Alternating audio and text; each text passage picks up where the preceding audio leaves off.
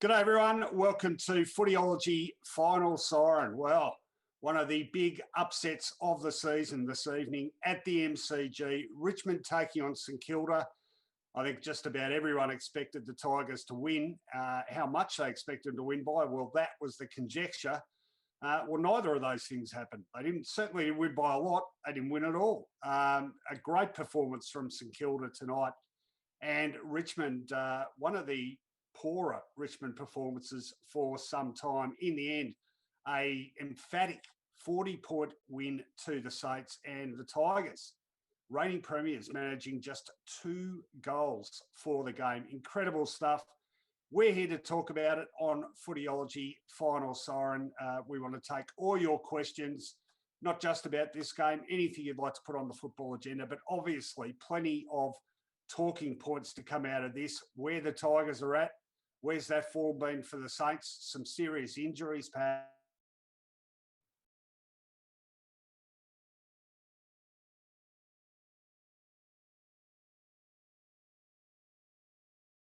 Anything you want to discuss, get your questions in now, whether you're watching this on Twitter or on Facebook.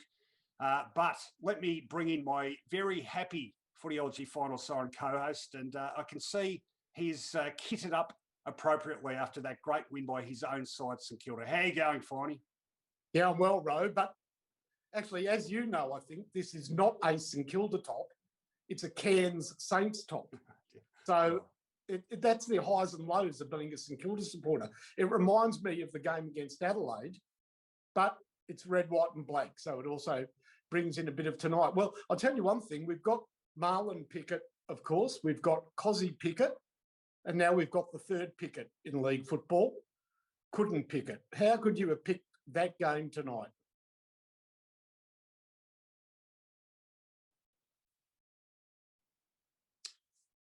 Well, I'll keep on talking. I'm pretty sure. Is Rowan frozen there, Damon? Okay, so we'll get Rowan back. But, well, there were 3 observations from tonight's game that, to me, stand out. Number one, I've got a good mate who barracks for Richmond, and whilst he expected to win, he was very, very surprised at the team they selected. And it was Daisy Pearce who really brought it up as a talking point during the game. And well done, Daisy. Why on earth, especially on a predicted cold and wet night in Melbourne, would you go with an extra tall? In fact, the tallest player ever to play for Richmond, they reckon, Samson Ryan. Look, he's a kid. He was not well suited to tonight's conditions and probably not really yet ready to play league football. Maybe yes, maybe no. But what was surprising was that they would bring him in and still have Coleman Jones and Mabior Chol in the side.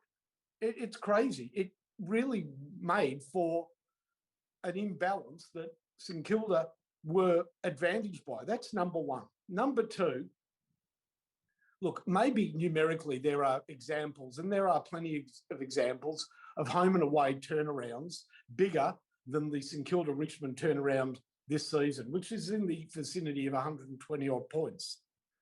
But in terms of how the games were played, Richmond annihilated St Kilda the first time they met, absolutely annihilated them. And in a sense, St Kilda annihilated Richmond tonight, keeping them to 2 goals.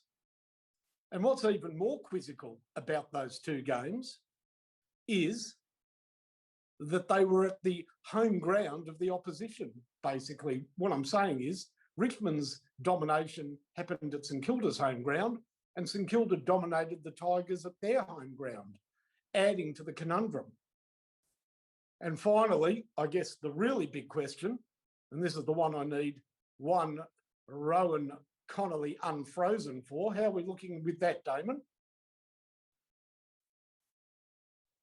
Oh, what a pity, because there's a big question that both of us will be posing tonight, but the whole football world is already asking, and I'll wait till Rowan is back online till we jointly answer that question. Of course, Rowan will be back momentarily. A good opportunity, though, to get you, that is our viewer, to be part of the program, and you do that by joining us via various formats. Get your questions in, those who know how. Damon, what's the best format now to send a question in on?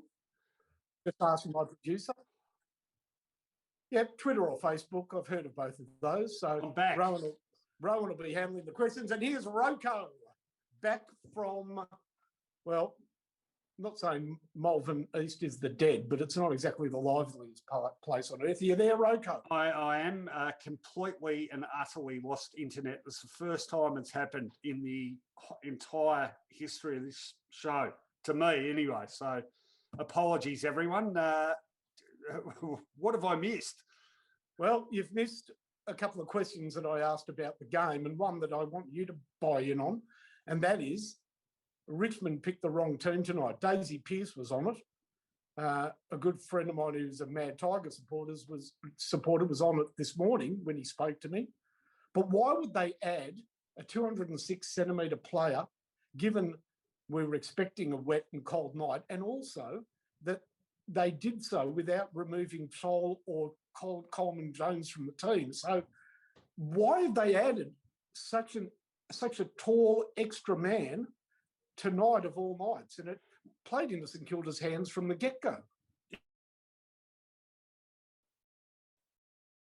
Oh dear, I think we've got more frozen rope.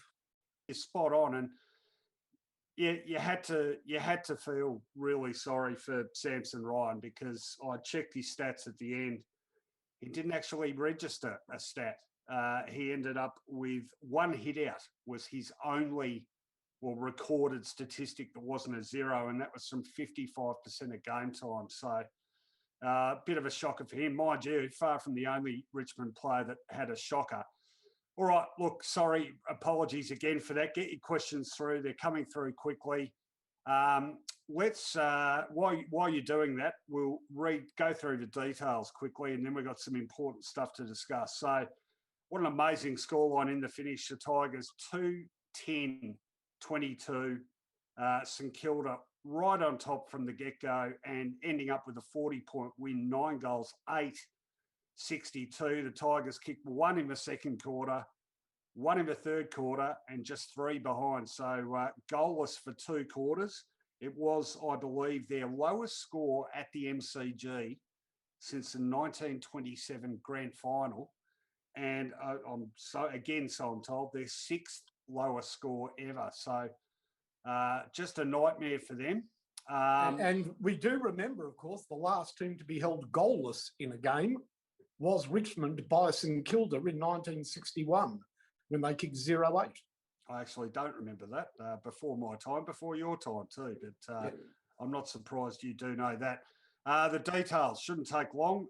Goal kickers for the Saints, King 2, McKenzie 2, Singles 2, Higgins, Wood, Dunstan, great game he played, Long and Ross. And for Richmond, Martin and Edwards. That's it. The best, as judged by your good self, Finey. You had Ryder, best on ground, Dunstan, who must have been very close, Steele, Sinclair, Wood and Howard, your best for the Saints. And for Richmond, you did well to come up with 6 names, I reckon. Pickett, Floston, Martin, Short, Broad, and some injury issues for him, and Lambert. Yeah, he did very well to get 6 Richmond names. That must have been a struggle. Yeah, it certainly was. I thought Pickett actually played very well. So I had no problems putting Pickett in, and Floston. After quarter time, he got into the game. I thought Martin was average, but better than probably most of his teammates, to be honest. Look, they were just, for some reason, not only were they not in any way, shape or form the Richmond we know with the ball. All right, that can happen, can't it? But without the ball, what happened to them? You especially, Rowan, have sung their praises rightfully for so long about their positioning, their faithful adherence to the rule of position, which applies pressure and which creates opportunities upfield. But they weren't creating any pressure. No, they weren't. And I thought the thing that struck me above and beyond anything else, the positioning was one thing, but I think their positioning got hampered by the fact that, well, when they did have the ball, I've never seen Richmond over the last 4 years go sideways as much as they did tonight. And that's actually, as much as anything, a tribute to St Kilda's defensive positioning. St Kilda's positioning behind the ball and their pressure was terrific. And that was reflected in two stats particularly, the clearances, which the Saints won 23-42. We know Richmond historically doesn't necessarily fare that well in clearances. Contested ball, they won by 18, 124 to 142. Here's one for you, because I was keeping a track on the stats at the various breaks. At three-quarter time, Richmond still led the disposal count by 35, albeit a lot of those disposals pretty nothing sideways chips of the footy. In the end, St Kilda won that stat as well. So in the final quarter, the possession tally 68 to Richmond, that is incredibly low, to 116. And it really did, fortunately for them, not on the scoreboard. There was only one goal in the last quarter, but Richmond, as it realised, well, it's not our night. You could just see the heads drop, and that is another concern for them. I've got some good news for you, though, Rowan. Yeah. I know you've been looking forward to this man's debut, and it happened in an unusual manner because, first of all, he was supposed to debut a month ago, Leo Connolly, but he got injured. And, of course, he only became this medical sub after Billings was a very late withdrawal, and he was replaced. First of all, he got replaced in the side by, I'm trying to remember who came in for him. No, somebody came in for him. It'll come to me in a moment. But most importantly, that gave an opportunity to Leo Connolly. And when he came on about halfway or late in the third quarter. I thought he was very good, Leo Connolly. Yeah, he did some nice things in the last quarter. I've certainly been reading a fair bit about him. As you'd understand, not too many Connollys going around in the AFL. So, in fact, none till now. So, well done, Leo. Good debut, and one sprung on him. Yeah, as he said, not your typical debut. All right, look, we've got a heap of questions, but I think we should just patience, everyone, because I think we need to discuss something first, and it's a question I think a lot of people are going to be asking. I want you to ask me because I've got my answer ready to go. You look, both of us have shown great faith, as most football pundits have, in Richmond's ability, even at the break at 7-6, to win another premiership because they've done it before. Nobody expected not only them to be 7-7, but more importantly, them to have such a calamitous game to have to rebuild from, and the prospect of a major injury to Noah Bolter, which is of grave concern. Rowan, as we sit here tonight, can Richmond, I'm not even going to say win, make the 2021 grand final? Yes, they can. And wow. I would argue that anyone who says they can't is, and they may be proven right, but if you say definitively Richmond cannot make the grand final, you are going early. They've got 8 games left. They are still in the top 8 as we speak. Top 4 looks beyond them now. They're 3 games shy of the top 4.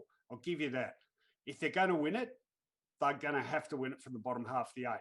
Maybe they don't even make finals. But to say definitively they cannot win the premiership is an early crow. I am not jumping off them yet. When it looks like they either have a run of shocking performances, I'll jump off. If they make the 8, they will still be my premiership tip. Why? Because they will need to play 4 of their best games in a row. Now, they haven't been able to do that so far this year. Are they capable of it? Yes. I take you back 2 games to the Dreamtime game, to the last 15 minutes of the Dreamtime game, when they rattled on 7 goals in 16 minutes against a side who at that stage was leading them and playing some pretty decent footy. You don't do that if you're not a super side. That remains the most compelling, potent 15, 20 minutes of football that I've seen this year. I think Richmond's best is better than any other teams. Are they producing it? Obviously not nearly for long enough periods. That is a concern. I think you're starting to see their confidence eaten away at. That is a concern. Can they get it back? Yes, they can. They have had shocking defeats in every season during this golden era. They have lost 3 games in a row in 2017. They've been smashed by St Kilda in 2017. They've had poor performances in the other 2 years they've won flags, as recently as last year. I think this is a team that has enormous self-belief. They are clearly going to do a lot of soul searching. But as long as Richmond is in the top 8, even if they limp into the top 8, they will still be my flag tip because I know what they're doing. Now, I understand people saying, you're dreaming, they're not going to do it, it's over. But you cannot say definitively they cannot win the premiership because that, with 2 months left in the season, that is very, very premature. All right, how do you see it? They are going to struggle to win games without Nankervis and Lynch. That, to me, became more obvious tonight against a strong rucking combination. And their timelines, they're not far away, I believe, but they have to be back in the side because on top of everything else, they need to make the finals. They will not be in the 8, I predict, at the end of the round. If GWS win, they go above them, don't they? Yep, correct.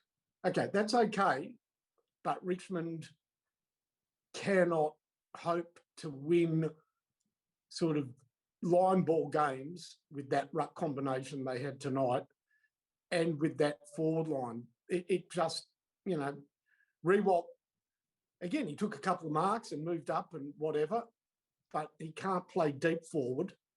And, Dougal Howard annihilated Coleman Jones. I know he's had some decent games, but they're better than that. That was a terrible game by Richmond. I understand that. But they have not been great for most of the year.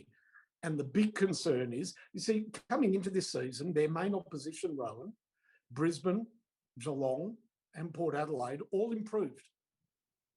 And in the last few weeks, we've seen the importance of that improvement. We saw what Danaher means to Brisbane against Geelong. We've seen what Cameron has meant to Geelong in recent weeks. And we know Aliir has been a great addition for Port Adelaide. I'd argue the toss on Port having improved. I don't think. No, I'm saying, but before the season, I thought that their manpower with Fantasia as well, those teams had got players in. Richmond, by nature of being the superstar premiership, back-to-back premiership team, couldn't do a similar thing. So they're now, I think we're now seeing that they are lacking in depth, and that's understandable. That's the nature of our competition. They cannot afford injuries. I say they can't make the grand final anymore.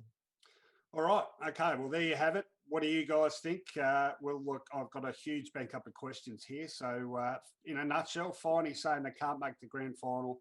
I'm saying they still can. You're getting a bit of kudos there for your very worthy padding whilst I was away. Peter Phoebe congratulating me on my Mark Robinson quality internet connection. It's actually usually very reliable, Peter. I don't know what happened.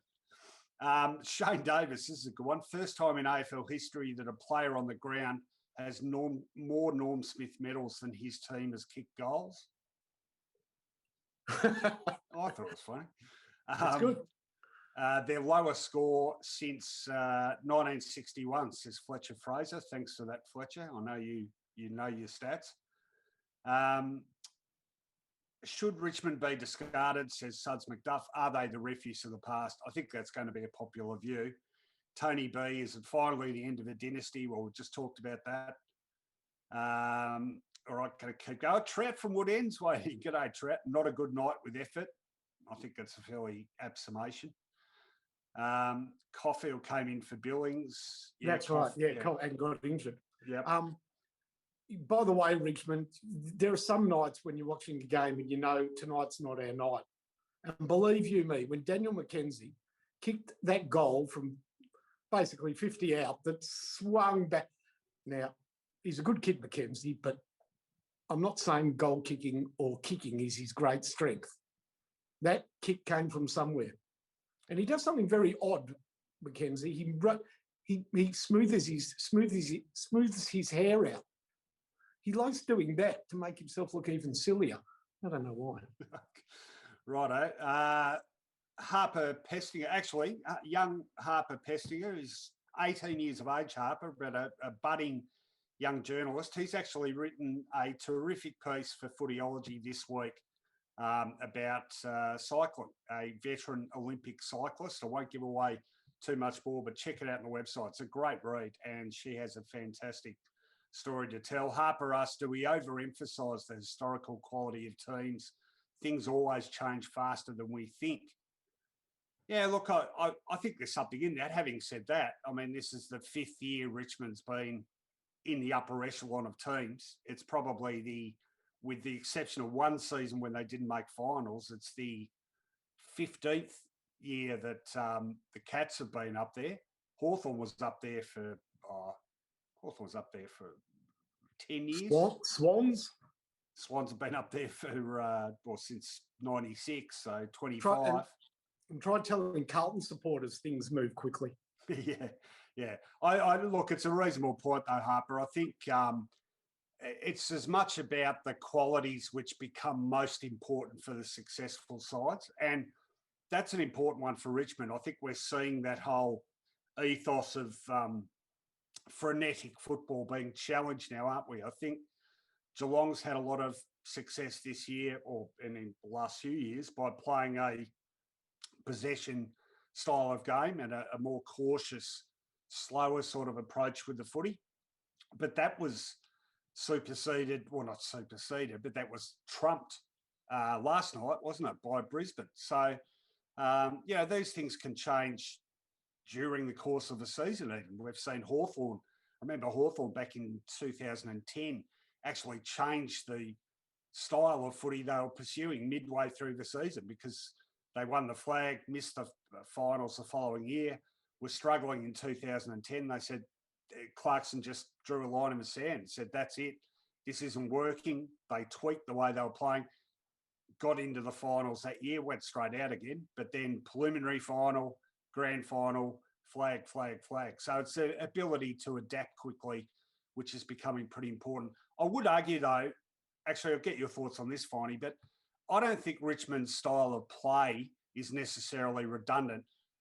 The thing that has sort of shaken my faith in them that I saw tonight was the waning of their confidence. And that, to me, was reflected in the amount of fumbling, the not necessarily poor decision-making, but their failure to hit targets. Terrible That happened kicking. a lot. Yep. Terrible. They're normally a lot more sure with the footy than that. That's what gave St Kilda sort of a foothold in the game. Richmond almost dragged St Kilda into the contest because for the first 5 minutes, it looked like St Kilda couldn't get the ball past the wing. But eventually they did. And then Richmond in transition, it's not like they were turning it over even, but they were kicking it behind players or, just not to their advantage. And that dragged St Kilda closer to the contest. And eventually, St Kilda the players realised, hang on, they're not going to do to us what they did at Marvel, which was embarrass us by playing keepings off for 3 quarters. It was humiliating. We can actually be party to some turnovers here and get into the game. The greasy ball and our outdoor play, compared to under the roof, made a big difference. I'll tell you one thing, St Kilda changed their game style tonight noticeably. They've been too kamikaze. It got them into the finals last year, some bravado, but with a team that is very much not the side first picked because of injury, maybe and even if it was the first pick team, tonight was a good blend of taking the game on, but also maintaining some possession, which is St Kilda's been hopeless at that this season, and that was the best example of it tonight. And given that it was greasy, that was a good effort. Yeah, and look, the pressure they applied to the Tigers was pretty good too. They certainly forced them into error. I think a lot more than a lot of people expected. Now, sorry, I can't sort of keep up with the questions here, so we're going to try and zip through them. Just try and take a few away from Richmond for a minute. Now, thanks, 1138 says, good to put a face to your producer during the outage. You're a star, son. Did you make an appearance on camera, Damon? Oh, brilliant. Oh, okay. Now, did realise. the audience hear you say that then, Damon? Damon's just saying that when I disappeared, he jumped into my spot, which is a bit of a worry because I think you're sort of coveting a bigger sort of say in this little enterprise, aren't you? I can see it. No, absolutely not. Hey, Rowan, all producers do. No, well, I've got this. Our producer, he is one of the most humble men on the face of the planet. A very, very talented young man is Mr. Jackman, and he never blows his own trumpet. He wouldn't get hurt if he does, because some of us blow our own trumpet relentlessly. He is brilliant, actually. He is. He's a gun. So thanks for noticing. Thanks, 1138. Damon is the man who keeps this whole rambling operation together. Now, I had some. Oh, here we go. Janine had a good one about Paddy Ryder. I think I've just lost it now, but she was saying, oh, yeah, well, I've lost the one about you, Damon. I can read it again if you like. No, Janine was saying she didn't realise Paddy Ryder was as good as he is when he came to St Kilda. He's a great ruckman. I mean, he's a smart ruckman. He's mobile. He kicks goals when he goes forward. And tonight he marked beautifully. And just when Richmond kicked that second goal and they were within 22 points, Ryder decided he would be a clearance player as well and got 2 or 3, rather than just ruck the ball down, he cleared it with kicks. It was beautiful. And Marshall's very good at that as well, isn't he? Getting the ball out of the ruck and kicking it.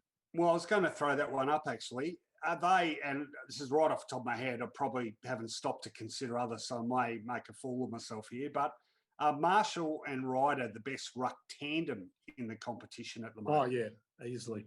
That St Kilda's success last year was majorly based on it. When Ryder did his hamstring at the end of that first final, so went St Kilda's chances at all of beating Richmond, because it was St Kilda's point of difference that got them through so many games. Yeah. When other teams rest their ruckman, it's like a co-driver at Bathurst. The second driver's not as good. But at St Kilda, they had Brock and Moffat in the same car. That's how far back we go. I mean, look, the other one that came up off just then when I was thinking about it, maybe English and Martin. No way. No, I'm not saying they're as good, but they're a reasonable tandem. I think Gawn and Jackson are going to be pretty handy. Yes, they're the ones. They're the up and comers. Can I give you one? Can I give you one for the future? Draper and O'Brien. Brian, sorry. It's not Nick O'Brien. Brian. Yeah. O'Brien's your other bloke. Nick Bryan. Yeah, he's only played one game, but no. Yeah, he can play. I love Draper. Well, he was, for a guy that literally hadn't played a game of any description, his performance last week against McAvoy and Segler was terrific, I thought. Anyway, did you know he was playing? Draper? Yeah. Yeah, they picked him. Yeah, did you recognise him when he played? Yes. Oh, okay. Yes, we haven't got time for that story now. I'll give a very quick summation that one day, Finey and myself and Damon, we had a lunch/meeting down at Albert Park, and we're actually talking about the Essendon ruck situation. I was pumping up Draper, and a guy sitting at the table, like not 10 metres away, and Finey tests me and he goes, "Isn't that him?" And I'm going, I don't know. I don't recognise him. It was him. It was Sam Draper. And then as we walked to our cars, Tom Bell-Chambers was down the other end of the strip, and I sort of put my hand over my face because I'd been a bit critical of Tom over the journey. Anyway, let's keep going. Now, here's another good one from Janine. Dunstan was getting a clearance at the end of the season and then came good. Now, as you know, Finey, I reckon I've pumped this guy up or defended him to you when we've talked about St Kilda for a long time, and he's done it pretty tough. He hasn't necessarily been a fan favourite, but what we saw from him tonight was just what I like about him. He's tough. He's a goer. Yep. Yeah, he's good. Very good. He makes a very strong case for his... I mean, they shopped him around. Nobody wanted him at the end of last year. Carlton was supposed to be interested in him, but said no. No, he now has definitely earned his spot on that list. Can't say the same about Seb Ross. I don't care what's happened in the last few weeks. And he did kick an all-important goal that, was telling in that last quarter, but he was pretty invisible tonight, I thought. Yeah, but I mean, I think what's happened in the last few weeks is, quite possibly a very valid factor. I'm not talking about the criticism as much as having newborn twins. Yeah. I can't imagine what it'd be like to have twins. Well, exactly. These guys don't live in a bubble. No. We all had different life pressures on us. Yeah, I understood. Couple here. Trout again. I know it was wet, but boy, oh boy, how many marks did we drop tonight? A lot. And I'll tell you what, talk about costly. Noah Bolter's injury, which we haven't got an update on, but it did look quite serious. That came after he fumbled in a pretty costly manner, didn't it? And that was not karma, but there was it was sort of like symbolic of the evening for them. Nothing went right for them, really, did it? And is Wayne Carey fair income? About what? Or was he intentionally being idiotically stupid? I don't think he was doing it intentionally, no. Why? Come on. He even questioned himself because Bolter made a point of trying to get off on his own steam. And so Wayne Carey observed, well, that's good news. That's good news. At least he's limping off the ground. No, mate. And he actually questioned himself. He said, is it good news? No, it's actually terrible news. Because when you do the worst of knee injuries, the ACL, there is an immediate, incredible burst of pain, and then no pain. In fact, some players have played on afterwards. Lenny Hayes did. Do you know the best ever example of that? And I was privy to it. It still haunts me. Round 21, 1981, Essendon playing South Melbourne. Essendon winning by over 100 points. Neil Danaher twists his knee, limps off the ground, not even heavily, but sort of think, okay, well, he's going to rest the week. Bruised knee, might miss a week. Didn't play again for 3 years and only played a handful of games after that. Yeah. So, fair point. Fair point. And I'm not saying Bolter has done an ACL, but surely somebody of experience as Wayne Carey knows it's not a particularly good sign to have been in agony and then seemingly shake it off when it's a knee injury. Well, just on that, Dimmer Smeaton tells us that Hardwick is saying it is an ACL. Yeah, well, it looked every bit the ACL, and that's not great special comments, Wayne. North 96 says Dunstan releases the other on-ballers, plays on the best. Fair point. Yeah. No, look, he played very well and he's played well the last 2 or 3 weeks. So no matter what happens, either he remains a saint, but he would be in demand at other clubs now. Comment from you. North 96 also has written a comment about Sinclair, done very well down back, has gone the next step. He certainly... Would he be the most improved player in that side this year? One of maybe 2 or 3 players that can say that they are better players this year. Well, who are the other 2? Well, Ryan Burns, I quite like as a player. He did play a game last year, but, that's sort of the natural improvement you get from a youngster, wouldn't you say? Yep. So I think he's an improved footballer. And, well, I'm not saying improved, but Jack Steele and Tim Membry throughout the year have lost they haven't gone backwards. Most of the other players have gone backwards. Well, you know what? It's funny you mentioned that because I was just sort of mentally applying that question to Richmond. And other years, Richmond have always had one or two of the younger, lesser lights who have become important players, haven't they? Like Bolter. Correct. Higgins. Yes. The emergence of Graham. Yeah, they haven't really got one this year, have they? No, they've tried a few. Mansell, no. Egalesi Smith, no. Coleman Jones. Collier Dawkins, not yet. Coleman Jones has looked okay, but correct. But he will be replaced quickly in that team. There's none of that. Who was the other player that they had with Mansell? Yeah, the other Martin. They've tried, the second Martin. Yeah. None of these players look like they're ready yet for league football, which is a very different situation to the arrival. Well, Marlon Pickett arrived very late, so let's take him out of the equation. But they have had players that have just sort of sizzled through and become premiership players of note that we didn't think would be so at the start of the year. Well, I think one natural consequence of being up for a few years, of course. and Hawthorn have found this, is, I mean, in a big picture sense, yeah, it takes a toll, but specifically what it takes a toll on is your depth, because guys that aren't getting opportunities get headhunted by other clubs and go. You have increased salary cap pressures, so that sees you having to get rid of a few more.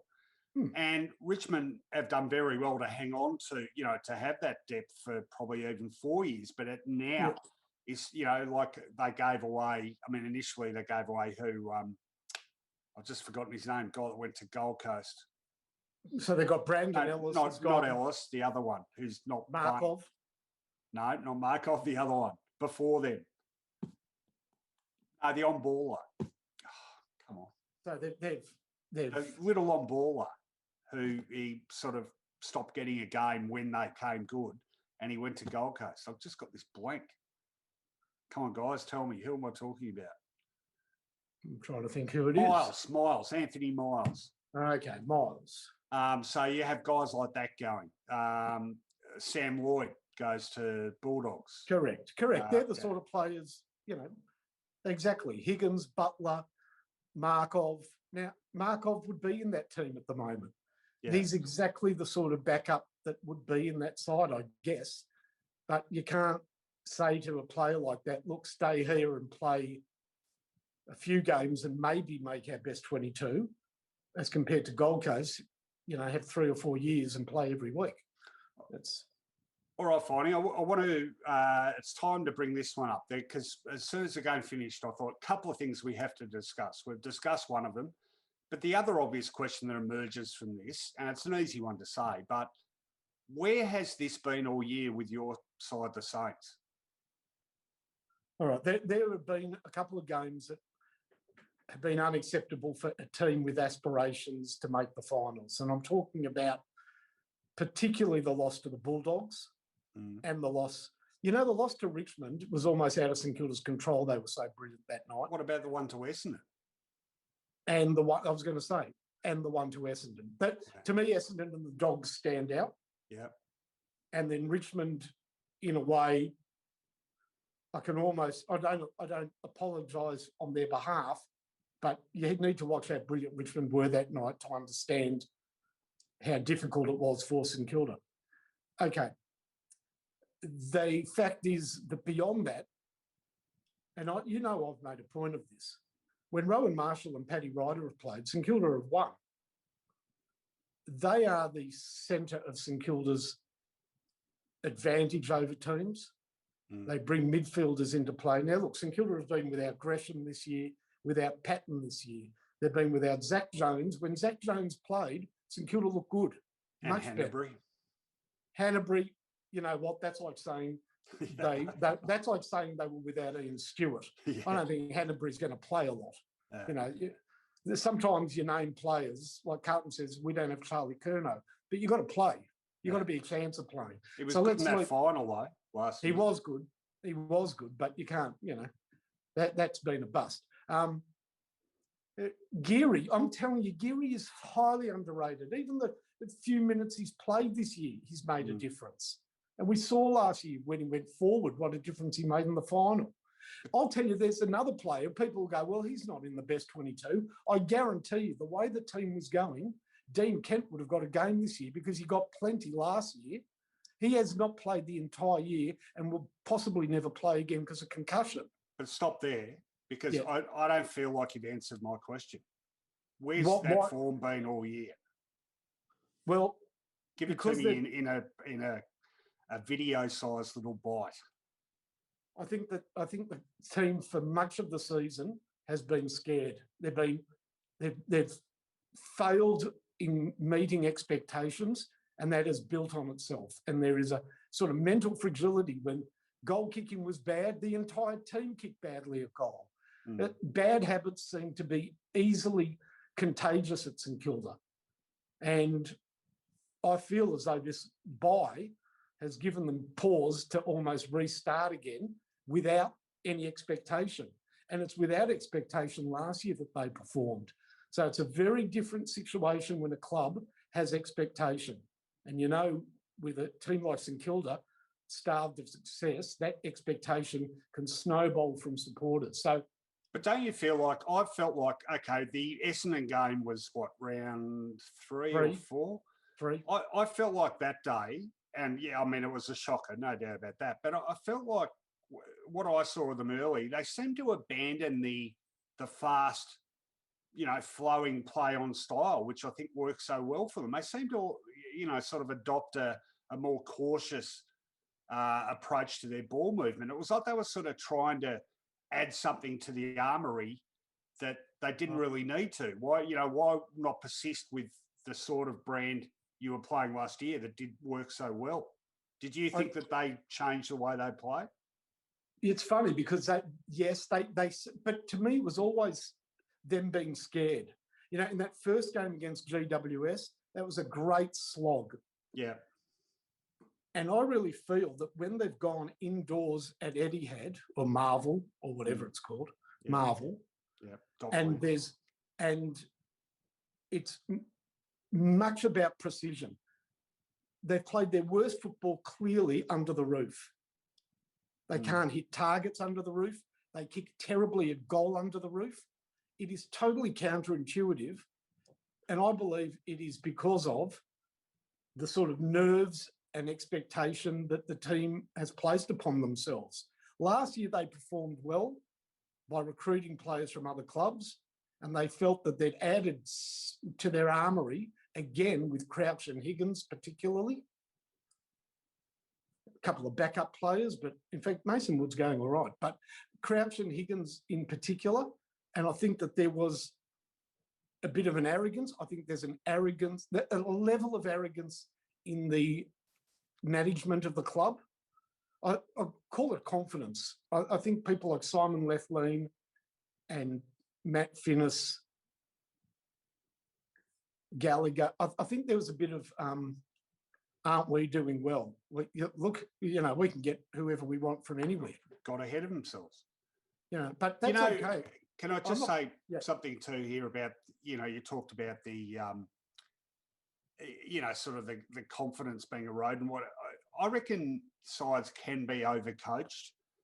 And, sometimes when they're sort of slavishly trying to adhere to a very rigid way of playing footy and it's not working, they get so muddled, they sort of forget the absolute fundamentals. And which side is a great example of that, I reckon?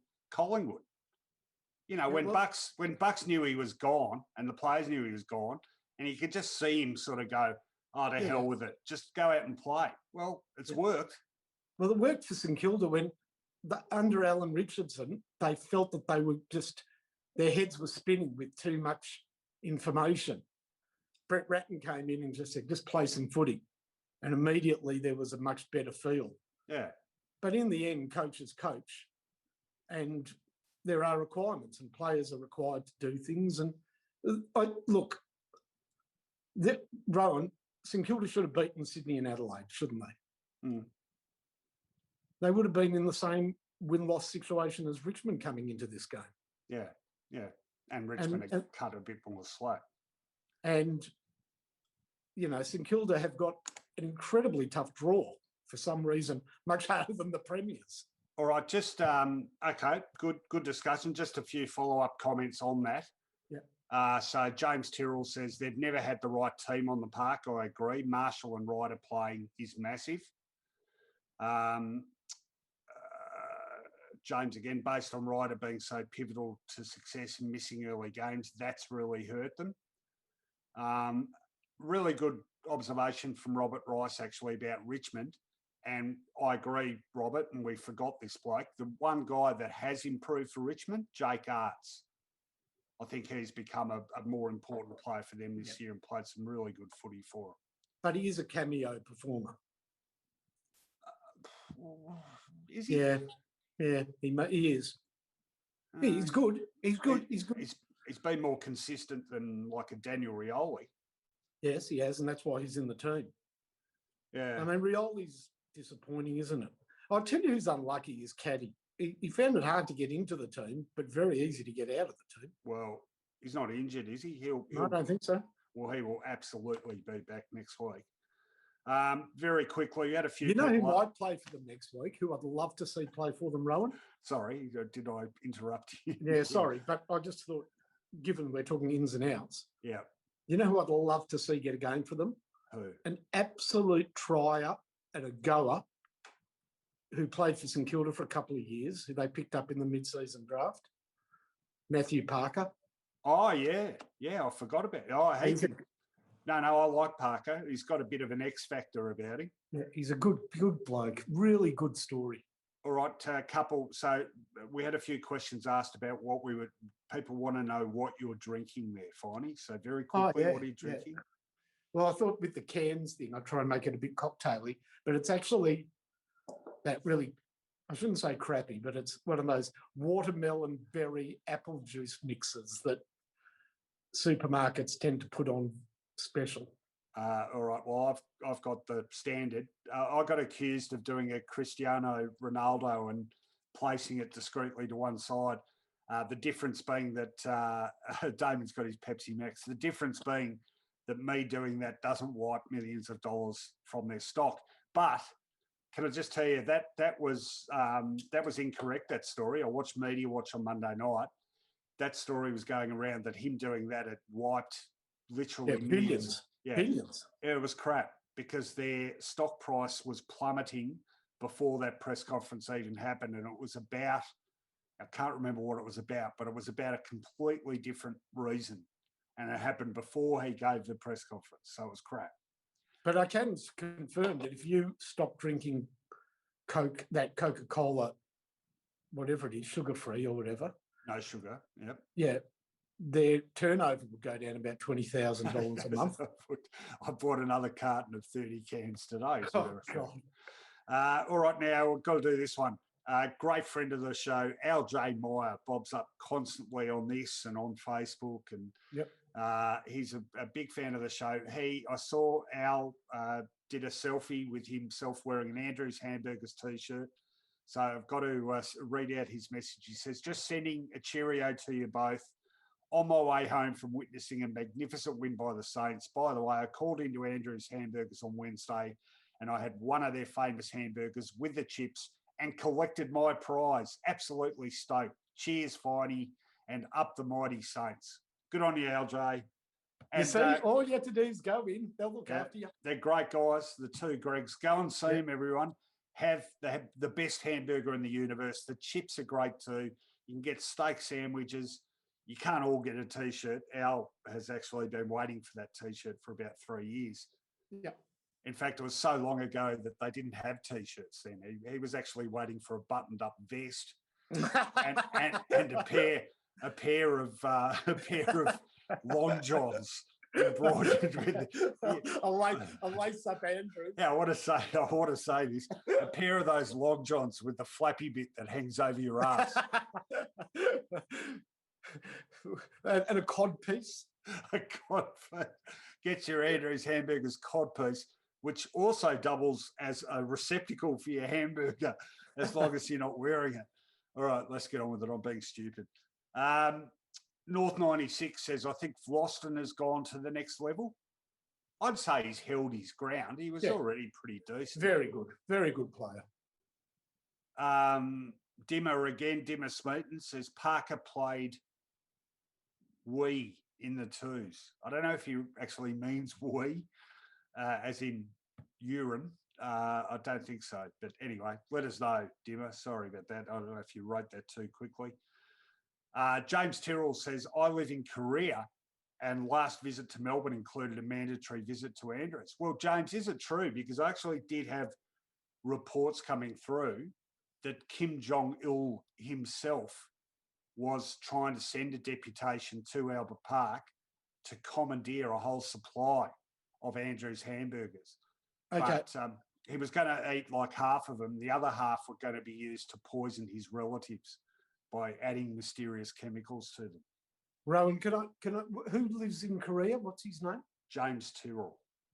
James, if you live in Seoul, you would be within close proximity of a burger place that won an award for best burger in the world in the United States. They're called Elder Valley Burger, I think, ELDER, Valley Burger. Now, I've seen how they make their burger, and I'm going to tell you, except for the fact that they cook their own buns, it is very, and I'm serious, very similar to Andrews. Okay, that's you are a font of information. Now, being corrected here, James, and a few people are correct. It's not Kim Jong-il is dead. It is Kim Jong-un. Yeah. To which my response is, how do you know that he's not a hologram? I mean, who can tell what goes on in North Korea? Kim Jong-il is dead. I thought he was ill. Very good. I don't know why I just thought of this, but you know what possibly the most decadent thing I've ever done in my life is? And it was so appalling that I felt like I had to be party to it just to say I did the most appalling, culturally the most appalling thing you can do. I went to the Great Wall of China, and actually this is probably why I did it. We went to the Great Wall of China on our last day in China, and it was the only time we could do it. We were so excited about it. We got there. Visibility about 10 feet. We couldn't see it. We couldn't see anything. Could not see anything beyond about 10 feet. So we were on the Great Wall of China, but it could have been the path to the local park for all the. And anyway, so we finished, came down. We did need something to eat, and the Great Wall is such a commercial enterprise now that the first thing you see as you walk down is this huge, big Burger King store. Literally 10 feet from the Great Wall of China. That's depressing. Anyway, I went and had a burger. It was a pretty crappy burger too, actually. Well, now that you're talking about famous cultural landmarks and misbehaviour, I'm going to make a confession. When I was 20, 1985, I was in Italy and I went to the Leaning Tower of Pisa. Yeah. And I don't know why, but I had a marker pen on me, or the guy I was with had a marker pen. And I wrote the 1966 Premiership team on one of the bricks on the Leaning Tower of Pisa. You should have at least written it in Italian. No, I'm saying, but I wrote the team. I'm sure they had the graffiti squad out, but yeah, it was a naughty thing to do. Did you take one of those great selfies where you're, and you look like you're holding it up? Long before selfies, mate. Okay. You know what camera I took away in 1985? A Kodak Discman. I thought you were going to say a box brownie. No, it was a Discman, the short-lived Discman. But I did that one. Yeah. And who hasn't? Well, I haven't because I haven't been there. Where is Pisa anyway? Near Florence. Okay. I'll have to get to Italy one day. Now, thanks, 1138 asks, who consumes more Andrews hamburgers, Kim Jong-un or Ronnie Lerner? Bit of an in-joke, this one, and even you'd be unaware of this, Finey, because although you purport to use Twitter, you are really cited on it. However, Ronnie Lerner and myself have a bit of a shtick going where we play two characters from Trailer Park Boys. And he is Randy, who is famous for his predilection for cheeseburgers. And I am Jim Leahy, the drunk trailer park supervisor. And so Ronnie and my exchanges on Twitter consist entirely of insults. And every single time we do it, someone says, "Why are you guys fighting all the time? Don't you work together?" Anyway, looks like we're running out of questions now. James Tyrrell says Tuscany. Is that near Pisa? Well, Tuscany's the region. Oh, okay. That's where Caro has her holidays, I think. Tim Dole says, when was the last time you saw two kicking danger calls in one half? Against the same player. Who was it? Dunstan. Oh, yeah, right. And didn't he do a magnificent kick off the ground, which he measured that was marked by Steele? Did you see him looking at the ball? It was very Euro 2020. By the way, Dimmer says that Parker played well in the twos. Oh, good. Yeah, you'd have to think he'd be He's a great bloke. Matthew Parker. Yeah, wonderful team man. You know, came from a very tough background. Did they delist him or did he? Yeah, no, delisted him. That was a pretty quick call, wasn't he? Wasn't he only there like 2 seasons? 2 years, yeah. Well, when you don't need Nick Hines, you don't need anyone. Yeah, well, they played him out of position. Yeah, so everybody knew that. It was ridiculous. Well, that's what I'm saying. Like he first came to the attention, a lot of people's attention, with a fantastic run off half-back for Essendon's VFL side, which set up the goal, which won them the semi-final against Richmond. What was it, 2018? Yeah, that's right. And if any team should have known about that dynamic, it was St Kilda, because they recruited Ben Long from Footscray in the VFL for the same reason, because he was a good halfback flank player, right? Yeah. They played him in the forward line where he struggled, and he really came to notice as a backman, even though tonight he did go forward again. So they should have understood that Nick Hines was never going to be the sort of player back to goal that he was facing goal.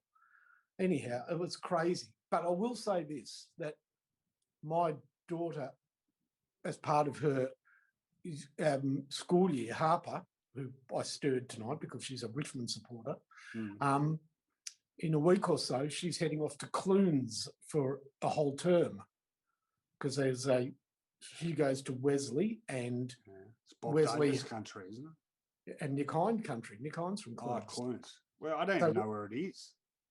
Sort of between Dalesford and Ballarat. It's beautiful. It's an amazing town because one half of the town is completely untouched, as they were, buildings from the 1800s. You know, with the same stuff in them. Stores were closed and they're being kept there. So they've filmed a lot of movies there, actually. But there's a weekend where all the families go up to Clunes, I'm going to find where the Hines are because it's a very small town. Leroy Jones tells us Clunes is Mad Max country. Yeah, they film Mad Max there. But I thought Abby's always telling me they film Mad Max in Broken Hill. Yeah. That is like there's a museum in Broken Hill. Yeah, but I think they were supposed to film the more recent one there, and it was unseasonably wet. So instead of desert, they had all these blooming flowers and stuff there, or the desert pea. Yeah, but there's a new one being filmed like later this year. There's a new Mad Max. You know how many of them I've seen? None. No, I've seen one. Me too. I've seen the first one. Oh, I thought. Okay. Now we've got to start doing the tips. I need to say this. Now, anyone who follows me on Twitter will be aware of this. And no spoilers. No spoilers. So I can't really say much. But I have finished watching The Sopranos. What do you mean no spoilers? Who are you spoiling it for? You were the last person. You were the last person on earth, mate. No, because a lot of people got on Twitter and said, I haven't watched it, but now I will. Yeah. great series. I've still got it, perhaps controversially, I've still got it fractionally behind The Wire and Breaking Bad, but very, very good. And can I just say, I don't think there's a show other than Game of Thrones that has produced as much literature and you name it in its aftermath than The Sopranos, because as soon as it finished, I wanted to read stuff. Yep. There is that much. And there is, everyone was telling me about this podcast series. I think it's called Talking Sopranos. And I can't remember the actors' names, but Chris Montesanti and Bobby Bacala go through episode by episode. Yeah, they do. Yeah. So I'll have to get onto that. Can I just say, and I'll get your view on this without giving away any detail, I actually liked the end. Oh, yeah, the end's brilliant. Absolutely brilliant. Have you read what it means? Well, yeah, I read if you get on my Twitter feed, there was a great discussion by these two guys who have talked about it for years, but they've also interviewed, is it David Chase? Yeah. But he's very clear on what it is. Well, no, he's not. Yeah, well, I've read him being very clear. Anyhow, let's not give it away. I won't, but I'm almost certain he has not said definitively what happens. Okay. I think he was misquoted by someone. Okay, maybe. I will say this, now that you've seen the whole series, including the whole series, including the last season. Yeah. I'm very careful never to trip over in a petrol station. Oh, yeah. I really, literally, I nearly threw up. That noise. Is that the worst sound effect ever? That is the best sound effect. That's at best. unbelievable. Oh, God, it was... Oh. But can I also say, couldn't have happened to a nicer bloke. Yeah, absolutely. Thank you. Cade Lucas has weighed in. Michael Imperioli, and that is Chris, and Steve Sharippa is Bobby. Isn't Michael Imperioli Brady Rawlings? Yeah, he does look a bit like him. Yeah, I think Chris was almost. Look, I didn't love any of them, but I sort of had more sympathy for Chris than most of the others.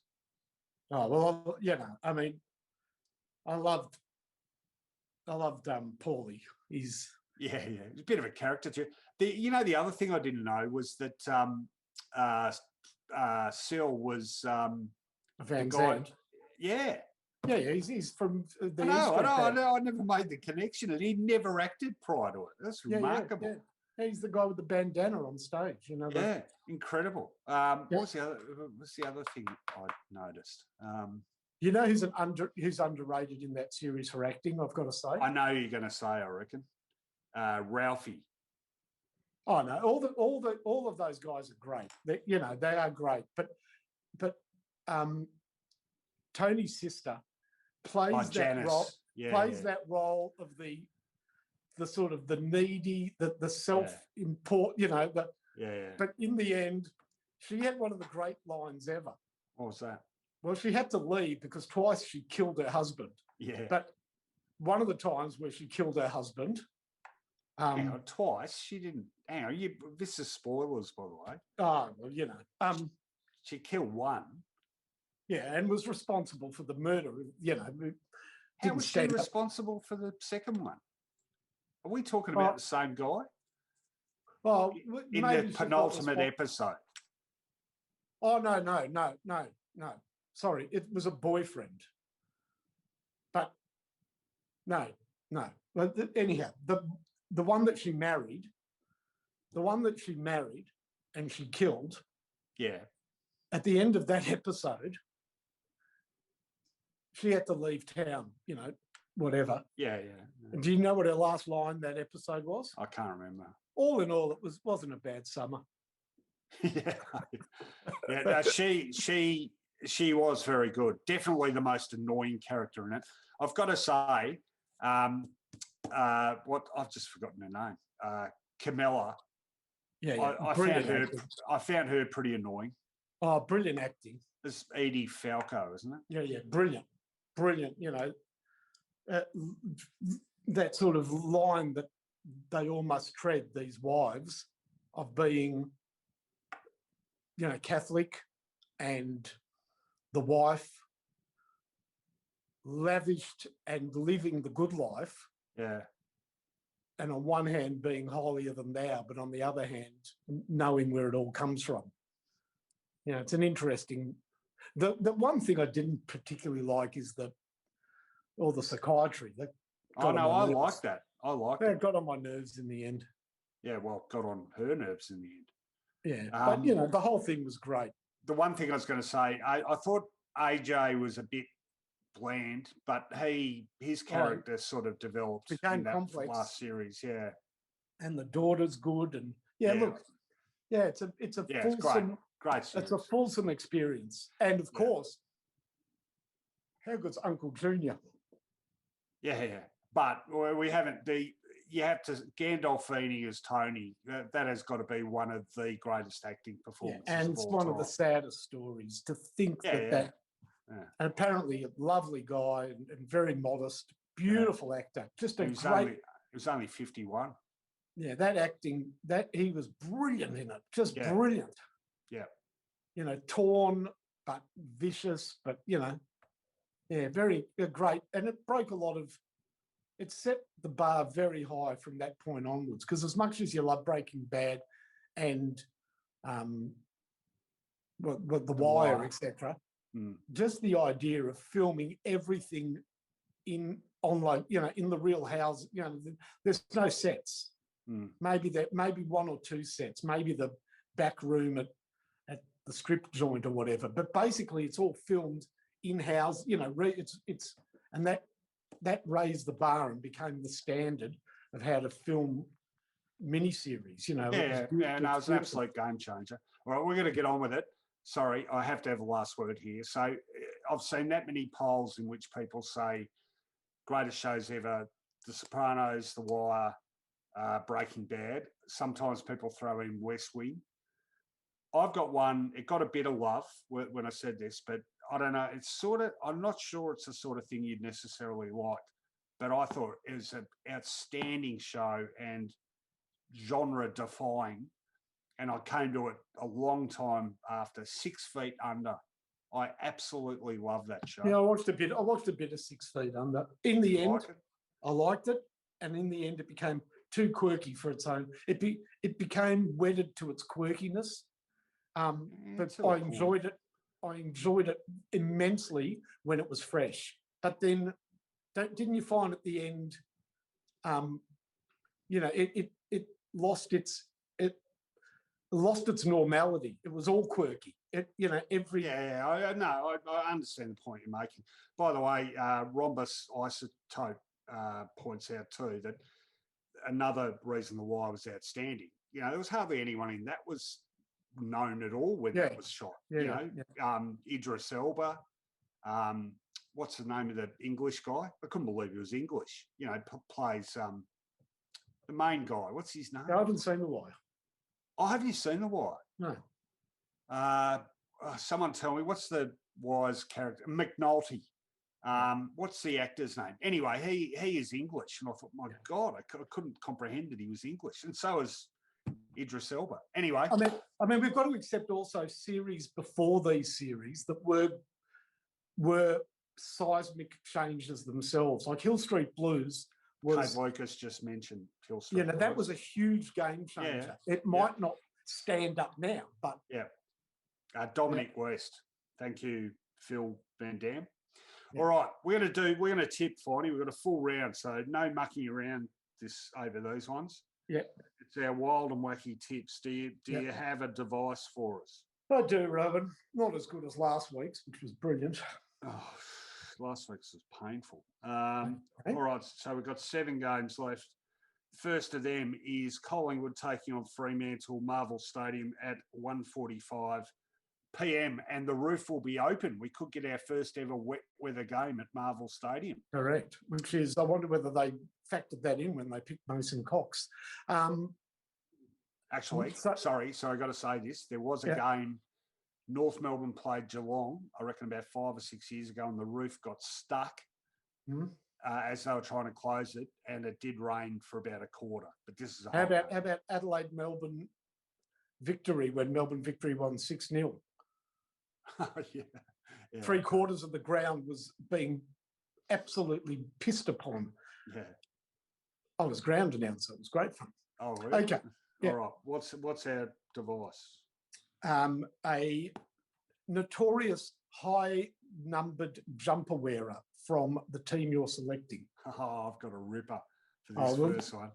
I know who you're going for. I bet you do too. All right. So Andrew, first name Andrew. Yeah. Hey, I'll just repeat that in English. So no, you. So what? Okay, you've got to, whoever you're tipping, you've got to nominate a high number wearer for that team. Yeah. All right. So I'm tipping Collingwood Fremantle. I am tipping Andrew Witts. Yeah, the highest number ever, which is going to be hard to beat. All right. I am tipping Mason Cox. I forgot what his number is. 45? 46. 46. Yeah. James says number 62. Witts. No, James. Number 65. Yeah. And this is the best part of it. He played some pretty good footy. Played about 2 or 3 good games in a row. So they give you a lower number. So they gave him 49 after he played 2 good games. And you know why I remember it? Well, because, Finey, this is how old I am. I interviewed him before he made his debut. This is when I was on The Sun, 1985. I used to go around on Friday and interview debutantes and milestone players and stuff. And I interviewed Andrew Witts. Do you want to know something interesting about Mason Cox? Haven't we heard? Oh, sorry, one more about what is Andrew Witts best remembered for by people who watch footy clips from the 80s? He got marked over. Correct. Can you name who marked over him? Hawthorne. Yeah, I was going to say, is it Peter Knights? No. So it must be mid-80s. Mid-80s. Very good player. Played in 4 premierships. I'm trying to think who took that. I remember there was a marker. From another state. Not Jarman. No. Mid-80s. Yeah, well, that's not right. But I'm thinking of other premierships. That's a bit early for him. From another state. Oh, Buckanara. Correct. Yeah, right. Buckanara. Yeah, that Buckanara mark. Yeah, that's my fault. I just said we'd keep this brief, and I haven't. Okay, next game. Just something about Mason Cox. So he's number 46. Yep. So he's had a number of key duels in finals against Mark Blitzats. Yeah. Who wears number 46. Yeah, so it's quite odd to see 2 46s going on each other. Yeah, no, good spot. I know you like your jumper numbers. This is a good one. All right, next game is North Melbourne taking on Gold Coast. That'll be a showstopper. 18th against 16th at Blundstone Arena, 1:45 p.m. as well. That game, 2 games starting at 1:45, almost like the old days. Yep. All right, you can go first. I'm going to go for. I'm going to go for Barry Cable.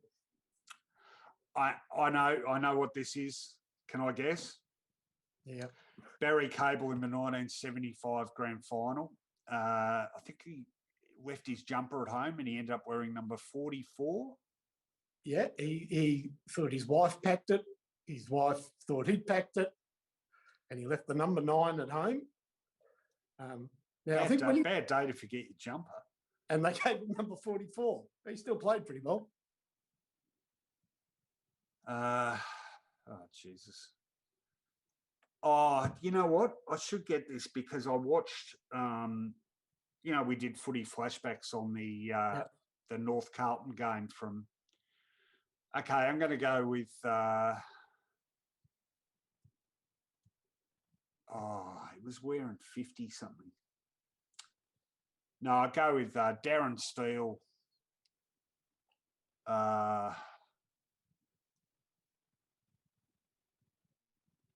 I can't remember what number. What number was Darren Steele?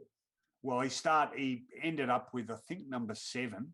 Yeah, I thought he was a low Yeah, number. no, but he started, all those guys from that era started with really high numbers. Did Darren Harris wear number 48? I think he might have. Just looking up Darren Steele now. Oh, it's got him as number 7. But hang on, if I call it up. That's it. I got it. I knew it was high. It was higher than I thought. Number 59. 59? He wore that. Darren Tarzan. 59. Darren Steele wore number 59 in 12 games in 1984. Okay. What did Tarzan wear? Tarzan wore one of those. Yeah, loincloth. I used to say that at the footy. Oh, did you? Put your loincloth back on, stupid. I'm not looking up to Darren Tarzan. All right, so we're both picking North Melbourne. You went. Yep. Who'd you go with again? I went with Barry Cable. Oh, Barry Cable from the 75. Who would we have gone with for Gold Coast? Anyhow, we don't have to worry. All right. AFL apps drive me insane again. All right, next game, Port Adelaide, Sydney, Adelaide Oval, 4:35 p.m. Melbourne time. Yep. Oh dear. Have you got one up the top? No, I'm trying to think of one. There's. You know, Finey, I say this every week. Never ask a question. Oh no! I've got to. I can't take advantage over you, but I just think like Fabian Francis or somebody wore a 50 for them, an Indigenous player. But who was it?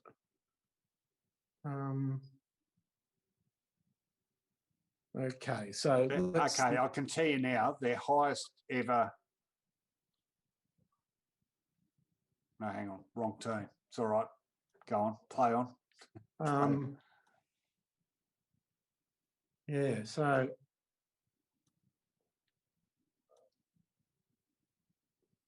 I'm trying to think. I've got to get a definitive one.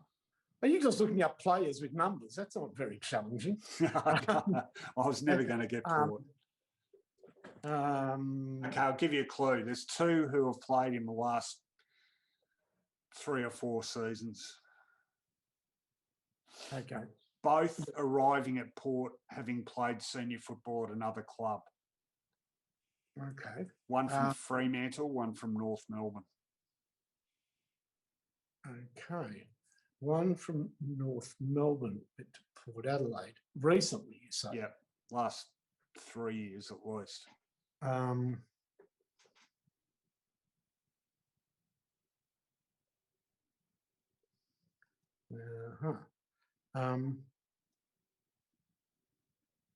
can think of one that went the other way.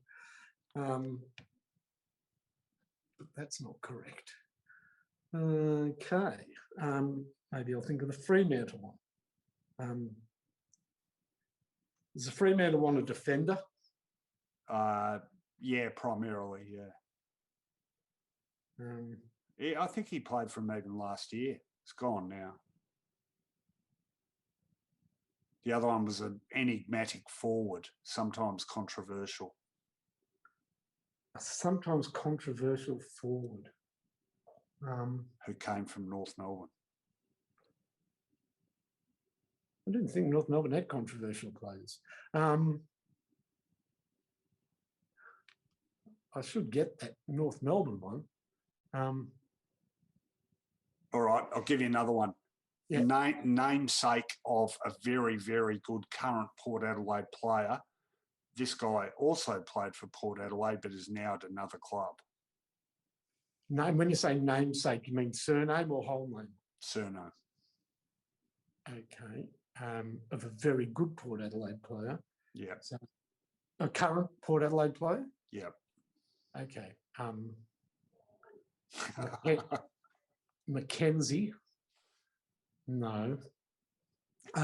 He's at that club. I'm saying really, really good Port Adelaide player.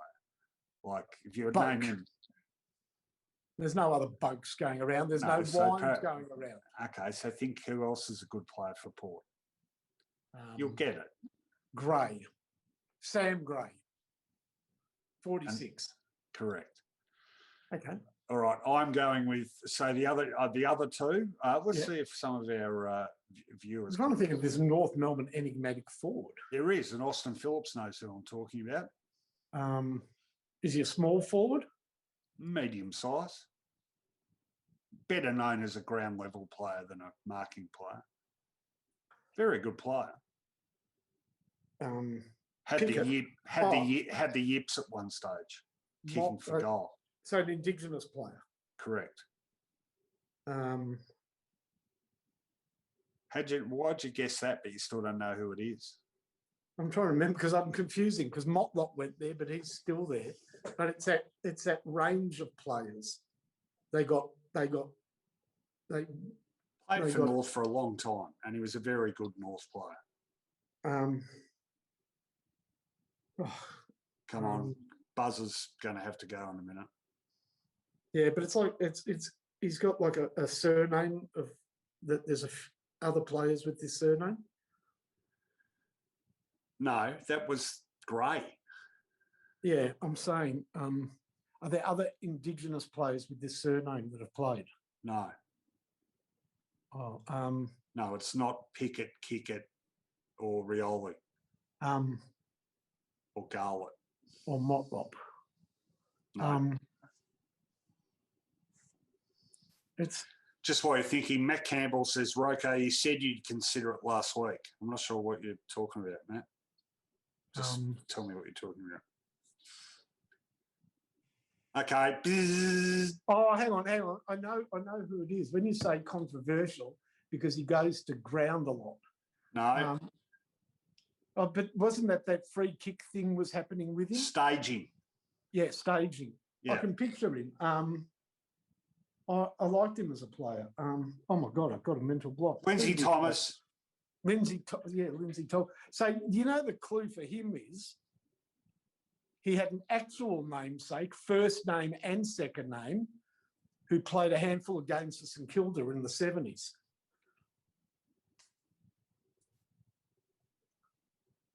Grant Thomas? Lindsay Thomas. St Kilda had a Lindsay Thomas who played in the 70s. All right, let's get on with it. Yep. I don't know who was the Freo backman? Cam Sutcliffe. Oh, forget that. All right, I've got I don't know if these audience numbers are right, Damon. It's been telling me 98 for about the last half an hour. Yeah, it's compelling stuff. No, we haven't driven the audience down nearly far enough yet. All right, next game is Essendon Melbourne, MCG, 7:25 tomorrow night. Okay, Essendon Melbourne. I'm going to go for Trevor Corn. No idea. Never heard of him. Who is he? He's a mate of mine. He played 2 games for Melbourne, wore 54. What year? 80s, early 80s. He played, one of his games was that game where Reece Jones went completely troppo. He played on him. He was a wingman. Oh, yeah. I think Crackers Keenan got reported in that too, did he? Yeah, and, there's footage from the grandstand of it. Oh, really? Yeah, all there's footage of all the reports that when Reece Jones went mad, it's just like from the back of the grandstand. It's really weird. But Trevor played in that game. All right, I'm going with oh,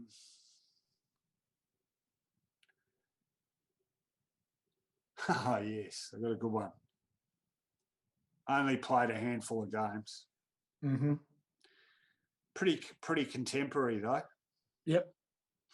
In fact, he's there right now. Really? Yep. Yeah. Who? Ben Brown. Oh, yeah, very good. Number 50. No, I looked it up. That's good. That's clever. All right. What number was David Williams? Oh, dirty David Williams. Kicked nine goals against Essendon the week after they lost by the record. Wasn't he a high number? No, I thought he was 20-something. He was dirty David Williams was number 15. Oh, yeah, he was too. Fidge was 44, wasn't he? Fidge? Oh, in fact, I've got, David Williams, he's the guy from the late 80s, played in the 88 grand final. Who am I talking about? not Robert Walter. The guy I'm thinking about kicked 9 goals against Essendon in 1979, the week after they lost to Fitzroy, and Fitzroy kicked the record score. But it wasn't Williams, was it? It was...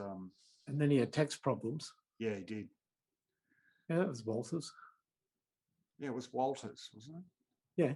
Yeah, but I got him mixed up with Dirty David Williams. Yeah.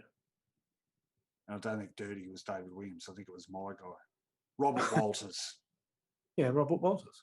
Yeah. All right, I'm losing the plot here. All right, so I went for Ben Brown. You went for Trevor Corn. Next game, MCG, 1:10 Sunday afternoon. GWS taking on Hawthorn. Okay, I've got it. I've got it. Sam Reid. Oh, damn. That's exactly what I was going to go with. Woo! I struggle to remember any GWS numbers. Yeah. All right, I've got another one. Dean Brogan. Oh, yeah. What number did he wear? Number 50. Did he? Yeah, there was a very moving ceremony when Dean Brogan handed down his number 50, bequeathed his number 50 to Sam Reid. Yeah. Sam Reid's been long enough to have got. He's been there all but 1 year. In front of the GWS Hordes, the rapturous GWS Hordes. Yeah. All right, so we're both going for GWS in that one. And great game Sunday afternoon, 3:20 p.m. at Optus Stadium, West Coast, taking on the Western Bulldogs. My turn. No. Oh, there's others. It was my turn. Oh, sorry. Were you going for Ryan Turnbull? Yes. Who also wore number 50. 52, wasn't he? Oh, 52. I thought it was 50. 50, maybe 50. 50. I'm saving it was 50. You see, you're lucky because you've got Adelaide in the last game. Oh, yeah. All right. So another high number for them would be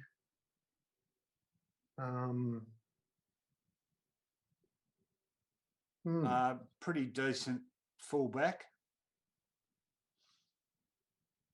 A decent fullback.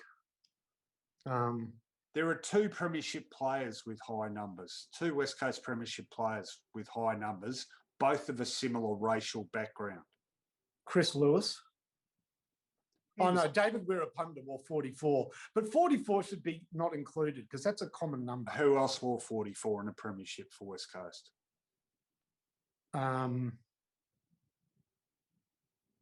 Also Indigenous. Process of elimination, Finey. It wasn't Wirapunda, who was 06. So was it before that or after that? After that. So who are we talking about? In the most recent grand final. Yes. Indigenous. That narrows it down significantly. Willie Rioli. No. Correct. Did he wear 44? He did. Okay. Poor Willie. All right. Free Willie. You should wear that jumper, that T-shirt. All right, last game of the round. It is Carlton taking on Adelaide, Marvel Stadium at game time change there, 4:10 p.m. that game now, brought forward half an hour. All right, Finey, who are you tipping? Darren Ogier. Darren Ogier. Good one. Oh, some good West Coast suggestions here too. Sorry, got to read this out. Robert Rice is going for Hawthorn. How do I know that? Because he's tipping Michael Cook. Yeah, he was in the 50s. 48. Or 48, same. Jakovic, 48. Ashley McIntosh started with number 53, wore that in the 91 grand final. Actually, I'm worried that did Ogier play a senior game for Carlton? Yeah, for North? And I reckon he wore number 28. 49. I remember him in 49. I remember him wearing 28. All right, let's sort this baby out. What number did Francina wear? 45. I reckon, I'm pretty confident OG was 28.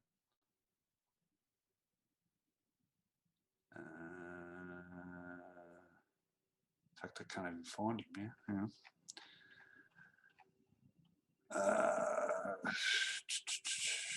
bear with me, folks. This is the last game. Ever. That could be with this segment. Number 34. Really? Yeah. Oh, where you got that one from? All right, so I'll change it. Okay, I'll give you some clues to Carlton. Oh, there's a good one for Carlton. There's Koutafidis, Mackay. Mm.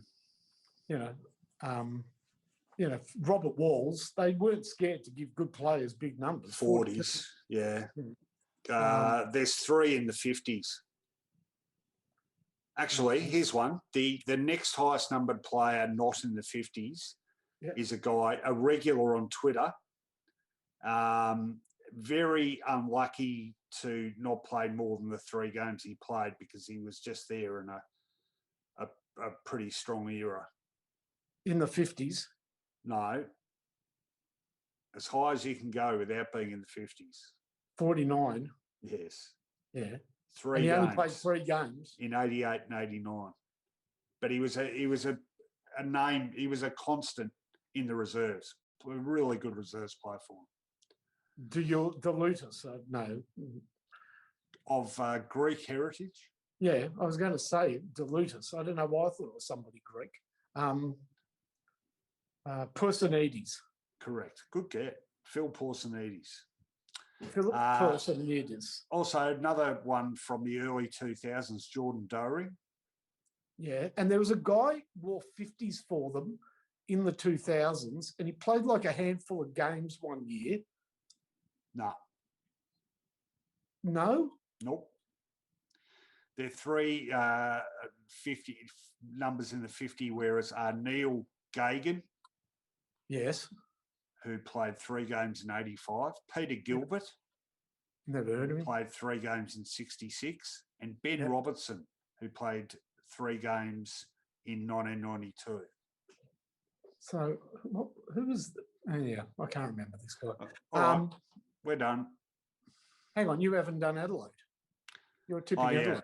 Okay, Sean Wren, number 52. No, you can't tip Sean Wren. Everybody knows that. What? So what? All right. Actually, I can picture another one. What number was Daniel Shell? No, I can't remember that.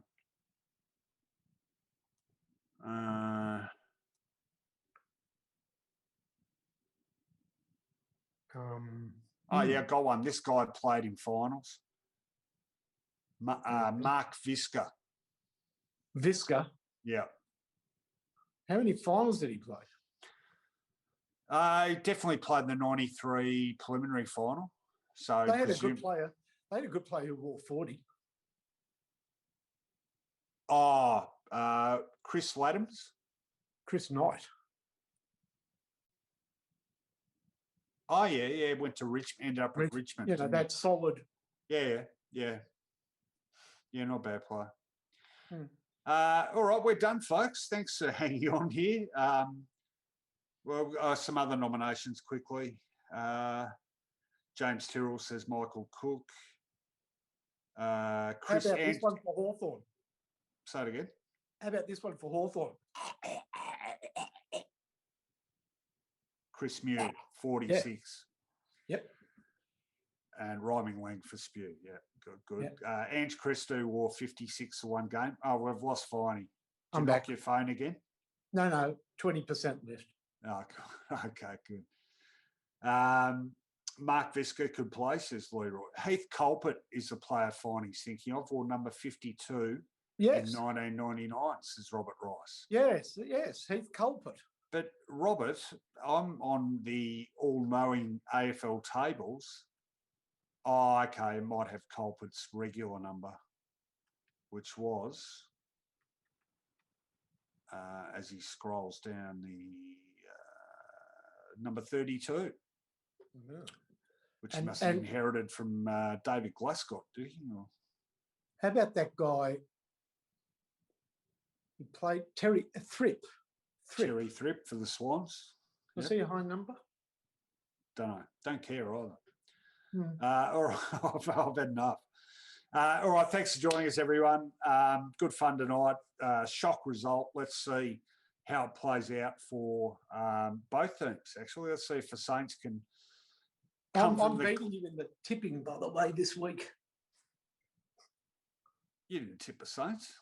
This week I am. I tipped Brisbane. You tipped Geelong. Oh, true. Yeah, no, true. You got one back, so that makes a difference. About 27. Yeah. No, it's about 7 now, I think. Yeah. All right, so join us for the review edition of Footyology podcast Sunday evening. Should be up hopefully reasonably early. And we'll be here again next Friday night. And the big game next Friday night, massive Friday night game, is it has been fixed. Geelong Essendon down at GMHBO Stadium. Yeah. Oh, so did you hear the news? So for the first time in 690 games, Oh, yes. Yeah, there's going to be a game at Cardinia Park without Geelong. Yeah. West Coast Sydney, is it? Sydney, yeah. How many people will go? Not a lot. Yeah, that's... Maybe they'll get a good crowd. I don't know.